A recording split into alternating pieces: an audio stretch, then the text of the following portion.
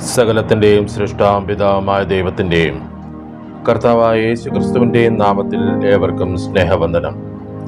ഇന്ന് ഏപ്രിൽ 19. ഇന്ന് നമ്മൾ വായിക്കുന്ന ആദ്യത്തെ വായനാഭാഗം ആവർത്തന പുസ്തകം 2-ാം അധ്യായം. ആവർത്തന പുസ്തകം 2-ാം അധ്യായം 1-ാം വാക്യം മുതൽ. അനന്തരം യഹോവ എന്നോട് കൽപ്പിച്ചതുപോലെ നാം തിരിഞ്ഞ് ചെങ്കടൽ വഴിയായി മരുഭൂമിയിലേക്ക് യാത്ര പുറപ്പെട്ടു. നാം ഏറിയ നാൾ സെയീർ പർവ്വതത്തെ ചുറ്റി നടന്നു. പിന്നെ യഹോവ എന്നോട് കൽപ്പിച്ചത്, നിങ്ങൾ ഈ പർവ്വതം ചുറ്റി നടന്നത് മതി, വടക്കോട്ട് തിരിവിൻ. നീ ജനത്തോട് കൽപ്പിക്കേണ്ടത് എന്തെന്നാൽ, സെയീരിൽ കുടിയിരിക്കുന്ന ഏശാവിന്റെ മക്കളായ നിങ്ങളുടെ സഹോദരന്മാരുടെ അതിരിൽ കൂടി നിങ്ങൾ കടപ്പാൻ പോകുന്നു. അവർ നിങ്ങളെ പേടിക്കും. ആകയാൽ ഏറ്റവും സൂക്ഷിച്ചു കൊള്ളണം. നിങ്ങൾ അവരോട് പടയെടുക്കരുത്. അവരുടെ ദേശത്ത് ഞാൻ നിങ്ങൾക്ക് ഒരു കാൽ വെപ്പാൻ പോലും ഇടം തരികയില്ല. സെയീർ പർവ്വതം ഞാൻ ഏശാവിന് അവകാശമായി കൊടുത്തിരിക്കുന്നു.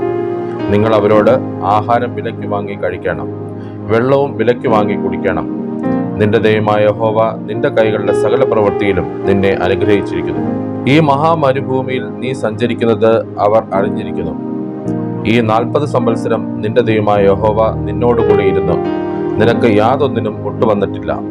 അങ്ങനെ നാം സെയീരിൽ കുടിയിരുന്ന ഏശാവിന്റെ മക്കളായ നമ്മുടെ സഹോദരന്മാരെ ഒഴിച്ച് അരാബ വഴിയായി ഏലാത്തിൻ്റെയും എസ്യോൻ ഗബേരിൻ്റെയും അരികത്ത് കൂടി കടന്നിട്ട് തിരിഞ്ഞ് മോവാബ് സമഭൂമിയിലേക്കുള്ള വഴിയായി കടന്നുപോന്നു.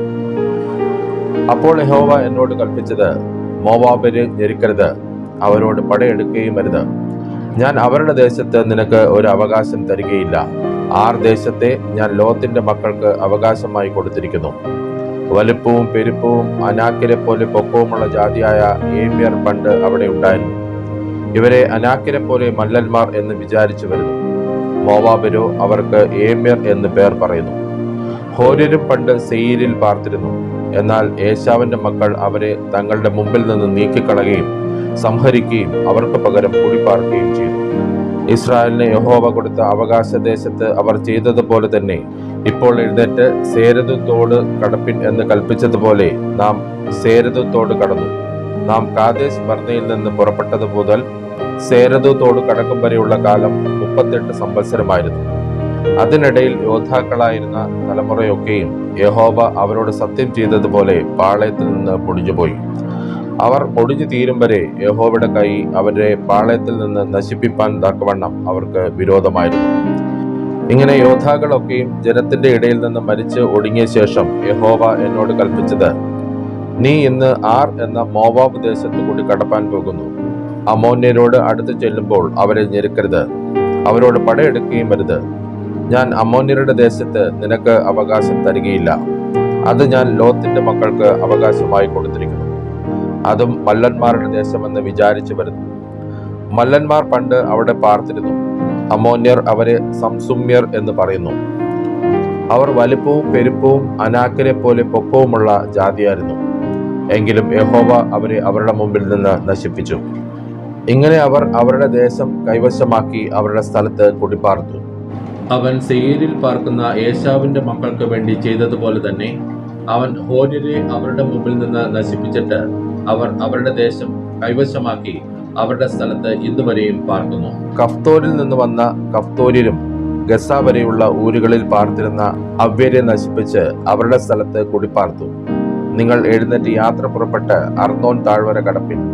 ഇതാ ഞാൻ ഹെസ്ബോനിലെ അമ്മോന്യ രാജാവായ സീഹോനെയും അവന്റെ ദേശത്തെയും നിന്റെ കയ്യിൽ ഏൽപ്പിച്ചിരിക്കുന്നു.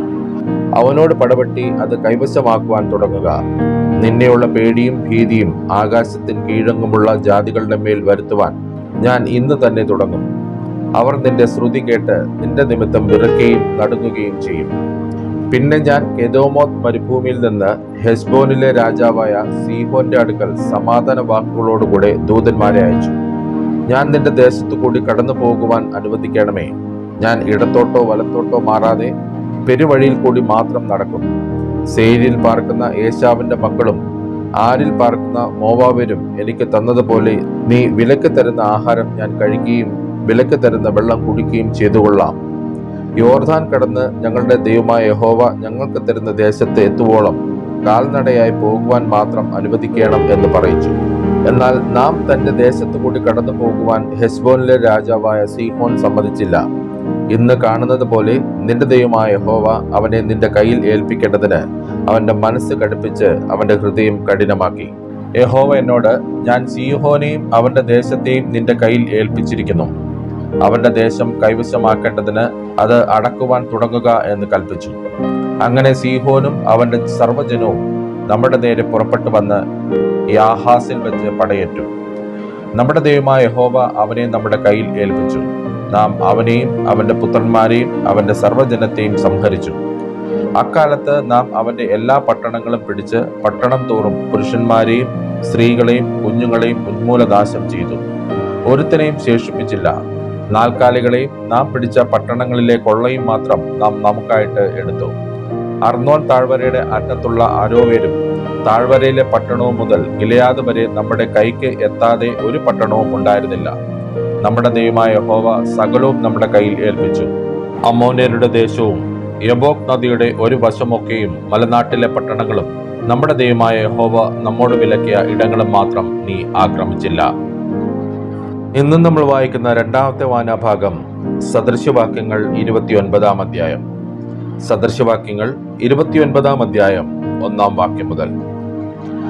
കൂടെ കൂടെ ശാസന കേട്ടിട്ടും ശാഠ്യം കാണിക്കുന്നവൻ നീക്കുപോക്കില്ലാതെ പെട്ടെന്ന് നശിച്ചു പോകും. നീതിമാന്മാർ വർദ്ധിക്കുമ്പോൾ ജനം സന്തോഷിക്കുന്നു. ദുഷ്ടൻ ആധിപത്യം നടത്തുമ്പോഴോ ജനം നെടുവീർപ്പെടുന്നു. ജ്ഞാനത്തിൽ ഇഷ്ടപ്പെടുന്നവൻ തന്റെ അപ്പനെ സന്തോഷിപ്പിക്കുന്നു. വേശ്യകളോട് സഹവാസം ചെയ്യുന്നവനോ തന്റെ സമ്പത്ത് നശിപ്പിക്കുന്നു. രാജാവ് ന്യായപാലനത്താൽ രാജ്യത്തെ നിലനിർത്തുന്നു. നികുതി വർദ്ധിപ്പിക്കുന്നവനോ അതിനെ നശിപ്പിക്കുന്നു. കൂട്ടുകാരനോട് മുഖസ്തുതി പറയുന്നവൻ അവന്റെ കാലിന് ഒരു വല വിരിക്കുന്നു. ദുഷ്കർമ്മി തന്റെ ലംഘനത്തിൽ കുടുങ്ങുന്നു. നീതിമാനോ ഘോഷിച്ചാനന്ദിക്കുന്നു. നീതിമാൻ അഗതികളുടെ കാര്യം അറിയുന്നു. ദുഷ്ടനോ പരിജ്ഞാനം ഇന്നതെന്ന് അറിയുന്നില്ല. പരിഹാസികൾ പട്ടണത്തിൽ കോപാഗ്നി ജ്വലിപ്പിക്കുന്നു. ജ്ഞാനികളോ ക്രോധത്തെ ശമിപ്പിക്കുന്നു. ജ്ഞാനിക്കും ഭോഷനും തമ്മിൽ വാഗ്വാദമുണ്ടായിട്ട് അവൻ കോപിച്ചാലോ ചിരിച്ചാലോ ശമനം വരികയില്ല. രക്തപാതകന്മാർ നിഷ്കളങ്കനെ ദ്വേഷിക്കുന്നു.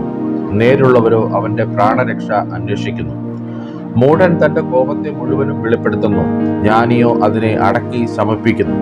അധിപതി നുണ കേൾപ്പാൻ തുടങ്ങിയാൽ അവന്റെ ഭൃത്യന്മാരൊക്കെയും ദുഷ്ടന്മാരാകും. ദരിദ്രനും പീഡകനും തമ്മിൽ എതിർപ്പെടുന്നു. ഇരുവരുടെയും കണ്ണ് യഹോവ പ്രകാശിപ്പിക്കുന്നു. അഗതികൾക്ക് വിശ്വസ്തയോടെ ന്യായപാലനം ചെയ്യുന്ന രാജാവിന്റെ സിംഹാസനം എന്നേക്കും സ്ഥിരമായിരിക്കും. വടിയും ശാസനയും ജ്ഞാനത്തെ നൽകുന്നു. തന്നിഷ്ടത്തിന് വിട്ടിരുന്ന ബാലനോ അമ്മയ്ക്ക് ലജ്ജ വരുത്തുന്നു. ദുഷ്ടന്മാർ പെരുകുമ്പോൾ അതിക്രമം പെരുകുന്നു. നീതിമാന്മാരോ അവരുടെ വീഴ്ച കാണും. നിന്റെ മകനെ ശിക്ഷിക്ക, അവൻ നിനക്ക് ആശ്വാസമായി തീരും. അവൻ നിന്റെ മനസ്സിന് പ്രബോധം വരുത്തും. വെളിപാടില്ലാത്തിടത്ത് ജനം മര്യാദ വിട്ട് നടക്കുന്നു.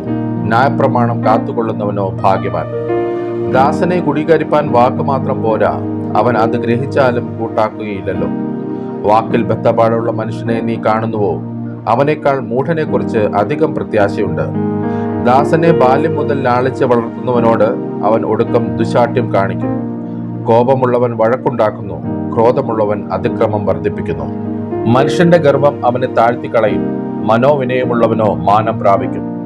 കള്ളനുമായി പങ്കുകൂടുന്നവൻ സ്വന്തം പ്രാണനെ പകയ്ക്കുന്നു. അവൻ സത്യവാചകങ്ങൾ കേൾക്കുന്നു, ഒന്നും പ്രസ്താവിക്കുന്നില്ല താനും. മാനുഷഭയം ഒരു കെണിയാകുന്നു. യഹോവയിൽ ആശ്രയിക്കുന്നവനോ രക്ഷ പ്രാപിക്കും.